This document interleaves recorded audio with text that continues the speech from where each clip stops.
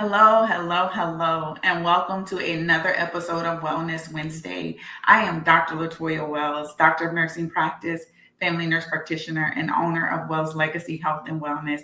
I am so excited that you're here for another episode of Wellness Wednesday. Invite someone that you know who this may benefit, or someone that you think would be interested in the topics that we discuss each and every Wednesday. Also, check us out on all of the social media platforms: Instagram, Facebook, TikTok, YouTube. If you have not had an opportunity to like and to subscribe to our YouTube channel, please do so. We have some amazing and exciting information that's coming out. We'll be doing some podcasts and just talking with different providers and different specialists, and it can all be found on our YouTube channel.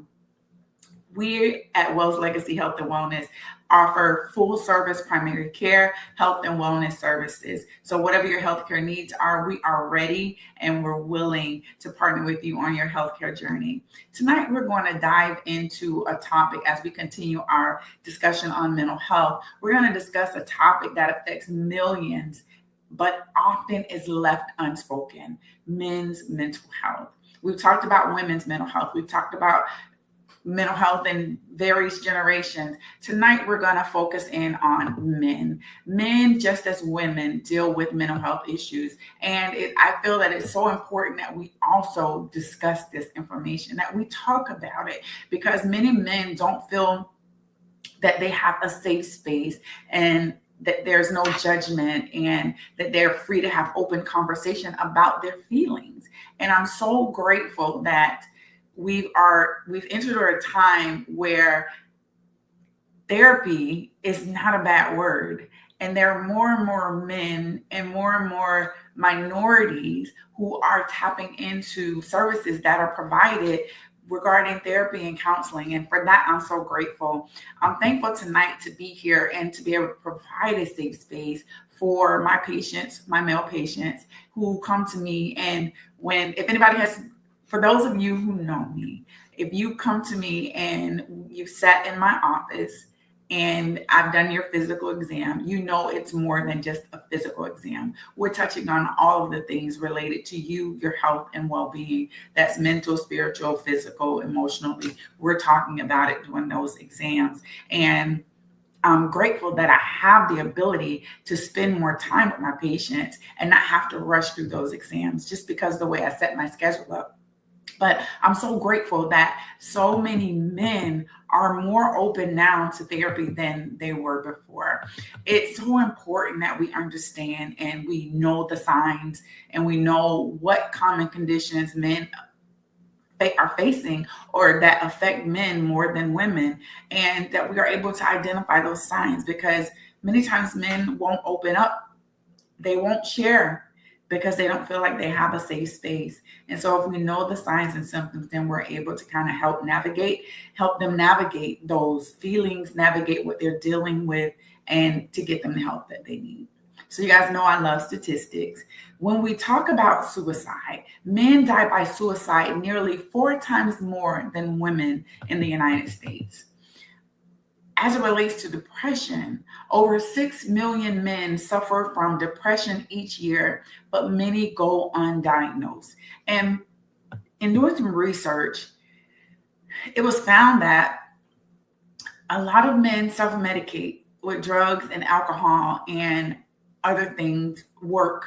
They get super inundated with work. They get, busy doing work and focusing on things to kind of take away from what's lacking in their life and the issues that they're having in order to overcompensate. When it comes to substance abuse, as I mentioned, men are 2 times more likely to struggle with alcohol dependency than women. And seeking help, only about 1 in 4 men with mental health issues seek help. 1 in 4. It's so important that we understand the implications of that.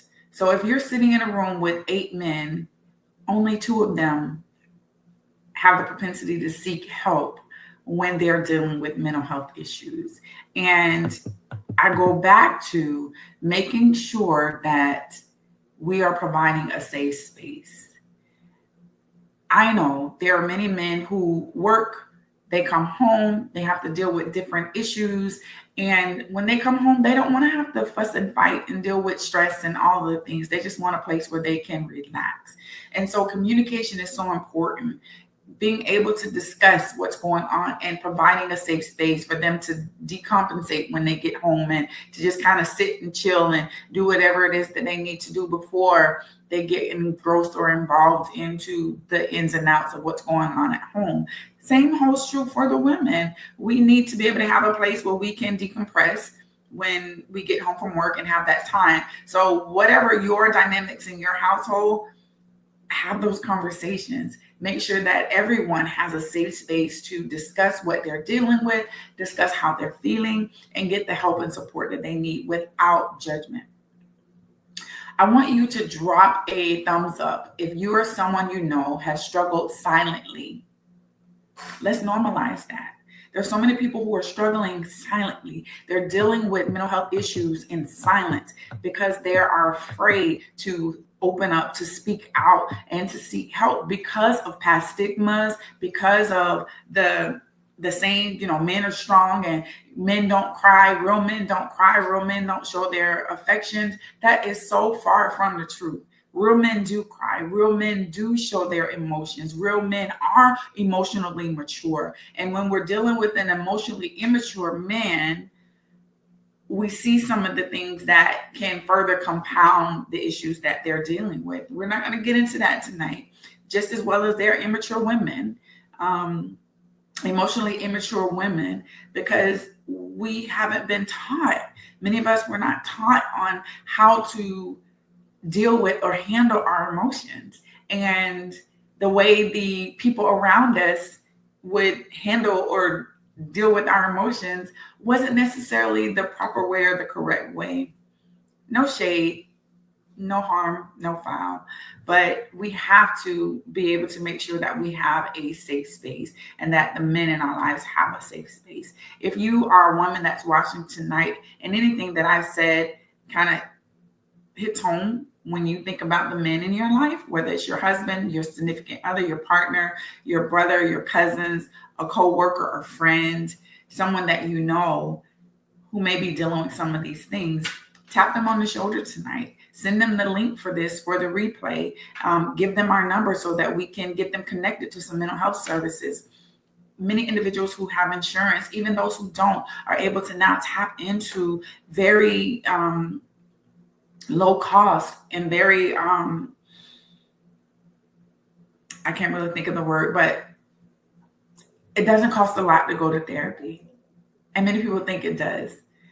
Sometimes it takes a little sacrifice and, withholding on some things to get the help that you need. We'll talk about that another time. But let's discuss a few things when it comes to some common mental health conditions that men are faced with. One is depression. It often shows up as irritability, anger, or workaholism in men. As I mentioned, men kind of go head first into work.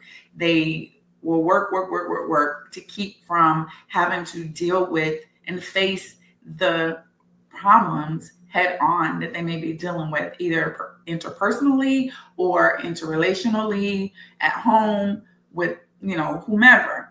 They will work in order to not have to show up or to not have to, be accountable for things because they're trying to mask and they don't want to show those feelings and things of that nature. Fatigue, sleep problems, or withdrawal, whether it may be insomnia or sleeping too much, not feeling completely rested at night when they are sleeping, waking up tired, things of that nature. And other things such as anxiety is performance anxiety. They feel that they have to overperform, or they may have social anxiety, constant worrying about needs being met for the family, or making sure that they're doing everything that they need to do at work and showing up 100 and 1,000% when they really don't have it, as well as panic attacks. I can remember I had a very young patient come in to see me. He was a male, and we were just kind of discussing some of the things that he was dealing with, and been to the emergency room several times with chest pain and shortness of breath, and clinically, physically, nothing was wrong. And they kept sending him home, and came to me, and we just kind of began to talk and discuss some things. And he was having panic attacks and anxiety attacks. And it was showing up as chest pain or potential issues with his heart. And so it's important that we understand that our mental health can show up in our physical health. And this individual was dealing with panic and anxiety attacks, and it shows up in his body as physical symptoms when there was nothing wrong with his heart. There was nothing wrong with his breathing. He wasn't having a heart attack. It was stress, and it was exhibiting through physical symptoms. And many times, extreme stress and anxiety and depression will show up in physical body as different symptoms.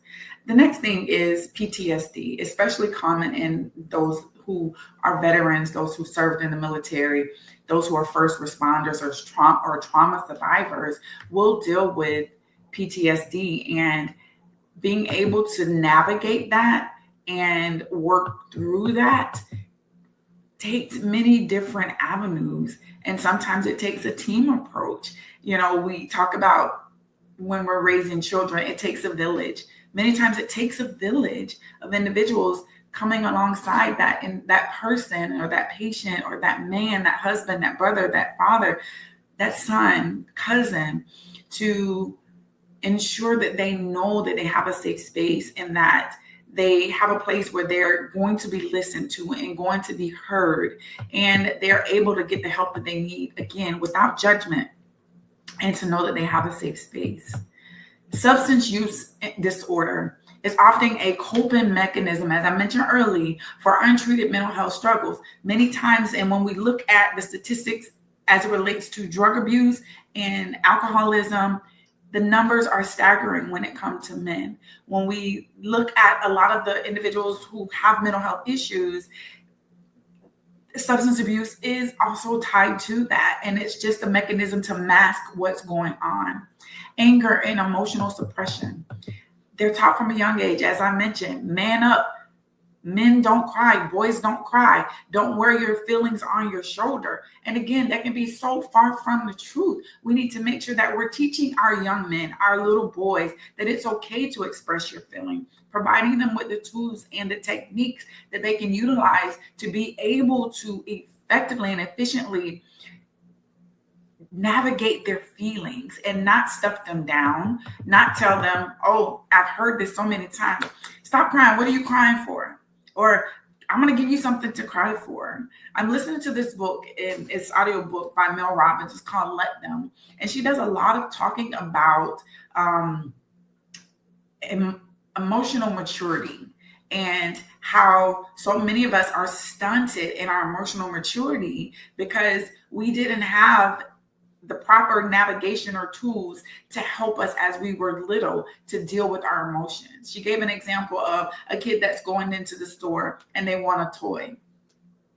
Of course, this 3-year-old is not going to understand the whole discussion of why they can't have the toy. They're going to have a temper tantrum, right? But as we grow up and we mature, if we don't have the tools in place to help us to navigate our feelings, we're still stuck in that 3-year-old phase emotionally, and we are emotionally immature. And so we have to make sure that we are helping our young boys, our little boys, our young men to truly process their feelings in a manner that they feel safe.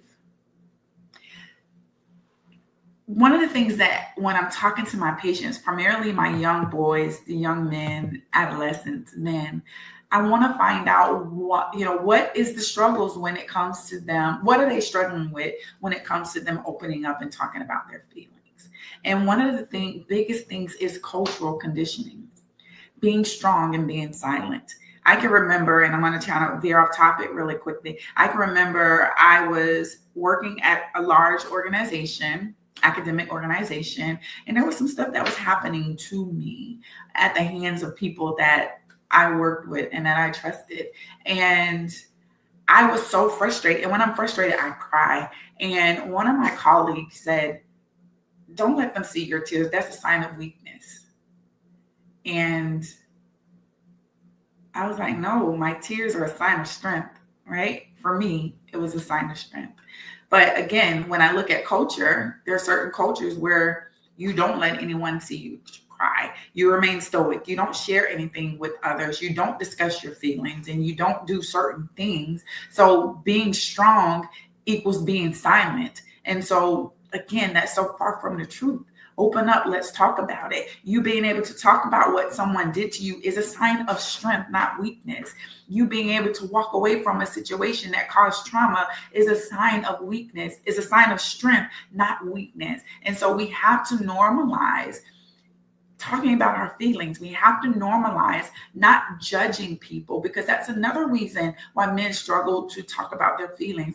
Their fear of judgment and appearing to be weak, fear of someone talking about them or using that moment that they had of vulnerability against them later down the road, and lack of emotional vocabulary. And again, it goes back to our upbringing and our culture and the tools that we had or lack thereof. When we begin to mature, we don't have the words to express our emotions. And men typically tend to deal with this. They don't have the words to put into place to effectively explain or express how they're feeling. I've been open about me going to therapy, and I don't have a problem getting on the therapy session and just letting it all out and talking about all the things, because I understand the detriment that I'm doing to myself when I'm holding it all in and I'm not being honest with myself or my therapist. And it's really not doing me any good. So being able to ensure that we have support systems in place to help men. There's so many support groups. There's so many different things and resources for women. But when we look for men, there's not a lot there. I can recall working in the emergency room, and I had a male patient that came in who was a victim of domestic violence, and he was a male. There was a lot of shame. There was a lot of self-blaming. There was a lot of doubt. There was a lot of fear of other people talking about him, judgment, things of that nature. But as soon as we were able to get him in the back and provide him with a safe space, he began to open up and talk to us. But it was so astounding to me and surprising to me that when we started looking at resources for him, there weren't as many as there were for women. And I could say maybe there was 2 resources versus 12 when we were looking at women. So making sure that we have support systems in place to ensure that we're able to help men who are dealing with different mental health issues, and to make sure, again, that we're providing them with a safe space. Men are more likely to say, I'm tired than I'm sad. But it's the same thing sometimes. So when they're saying they're tired, they're sad. They just don't know or have the proper, many, and I say not all, but many, and some men just don't have the ability to equate their physical feelings to emotional, right? Many times there's a disconnect when we're talking about men and their emotions because of upbringing, all the things that we just talked about.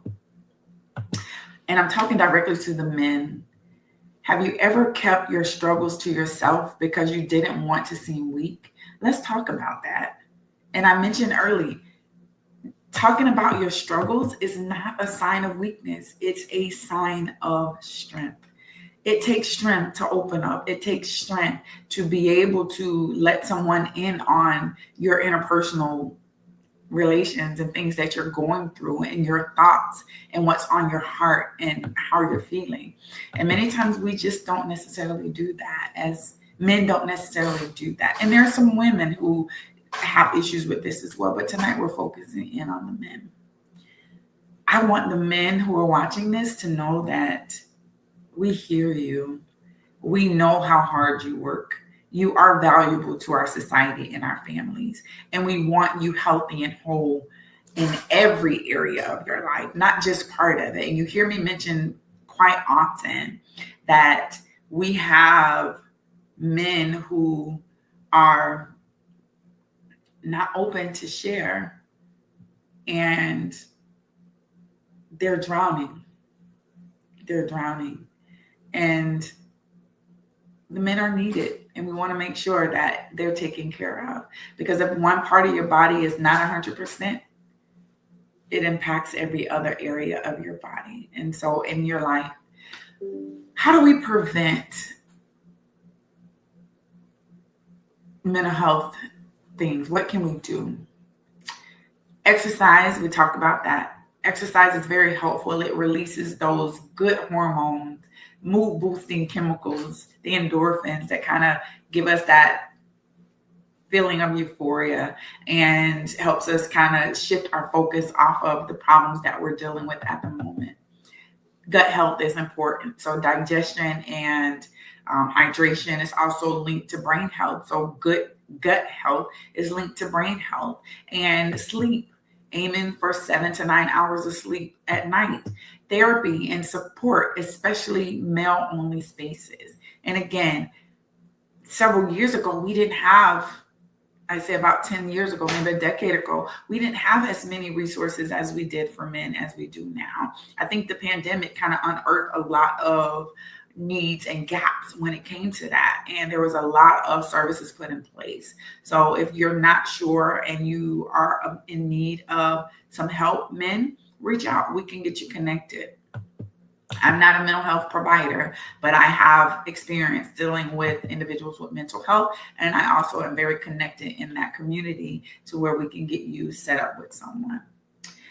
Mindfulness practices, deep breathing, journaling, praying, meditating, whatever helps you to kind of decompress and kind of navigate and work through your feelings. And then purpose-driven living. So hobbies and volunteering and goal setting. It's important that you get your mental health check-ins, just like you do your physical check-ins. When you go to your healthcare provider, as I mentioned before, there should be some questions that's asked of you or to you during your physical exam about your mental health. And there's 2. Have you felt down, hopeless, or depressed? Or have you felt like harming yourself or others? And based on those questions, or little interest or pleasure in doing things, and based on those answers, then there'll be a more extensive questions asked of you during that time. And it's important that you're being transparent with your healthcare provider, because the only way that we can help is if you're being transparent. So what are some of the warning signs that as caregivers and loved ones of the men in our life? Ongoing irritability or anger, sleep problems, sleeping too much, or insomnia. We know that lack of sleep has a huge impact, plays a huge impact on our emotional health. Loss in interest in things that you once loved, substance abuse or increase in drinking, thoughts of harming self or suicide. And I don't want to gloss over these things because they're all important, but these are some of the warning signs. And it can be subtle things that we notice, and we don't want to take it for granted, right? We don't want to brush past it. We want to make sure that we're paying attention and that we're reaching out and getting the men in our life the help that they need. So when is it time to seek help if you're dealing with some of these symptoms? If the symptoms persist more than 2 weeks, it's a consistent thing. If it's impacting your work, your relationships, your ability to function on a daily basis, it's important that you reach out and get help. There are so many resources that are available. All you have to do is go on Google and Google mental health resources for men, and you'll get a plethora of different resources. But the National Suicide Prevention Lifeline or Hotline is 988. I mention that frequently because I want to make sure that it's in your hearing and that you know that 24/7, 365 days a year, that there's someone on the other end of that phone ready to hear and talk with you and walk you through some of your concerns and issues that you're having. Therapy apps. We have Hello Alma. There's one called BetterHelp, and then Talkspace. All of these kind of came to the light during the pandemic because we didn't have the ability to go in to personal, physical places during the pandemic for mental health services. And these things kind of came to light and are more popular now since then. But there's so many others, but these are some of the common ones. BetterHelp, Talkspace, and Hello Alma. Local therapists or men group can also help. And then the crisis text line is also there. It's hello 741-741 is another means that you can reach out and get the assistance that you need. I want to make sure that we are understanding that mental health is health. It's just as important as your physical health. And I want to encourage you to check on your friends and schedule a therapy session. If you know someone who's dealing with any of these symptoms, encourage them, be there to support them, and provide them with the resources that we have access to that can definitely help them. I want you to share this information with someone that a male in your life, and allow them to know that they are not alone. Men, if you're watching this live or if you're watching the replay, you're not alone, and there is help for you. And I want you to know that there are safe spaces to where you can share your feelings and that you won't be judged and that you can get the help and support that you need. You are important and you matter, and we want you whole and healthy all around. When we talk about holistic care, it's the whole person, not just part. I'm so grateful that you have tuned in tonight. And for the caregiver, the wives, the sisters, the friend, the cousins, significant other partners, if your partner is exhibiting signs and symptoms that they may need help, it may take a difficult decision to put some things into action to ensure that they get the help that they need, especially if they're teetering on the verge of harming themselves or exhibiting signs that they could be wanting to harm someone else. Make sure that you're reaching out to mental health services to get them the help that they need sooner rather than later. This is Latoya Wells with Wells Legacy Health and Wellness. I'm so grateful that you tuned in tonight. This is another topic. And as we are closing down Mental Health Month, I want you to remember all of the resources that are made available for you and know that no one is alone. There's always someone there with you, even if you feel like it's your lowest of lows or darkest of days. There's always someone there to support you and to help you. Until next time, stay safe and be well. We'll see you in June for our continuation of Wellness Wednesday with some new and exciting topics. Again, mental health is health. Stay safe and be well. This is Dr. Latoya Wells with Wells Legacy Health and Wellness. Take care. Bye.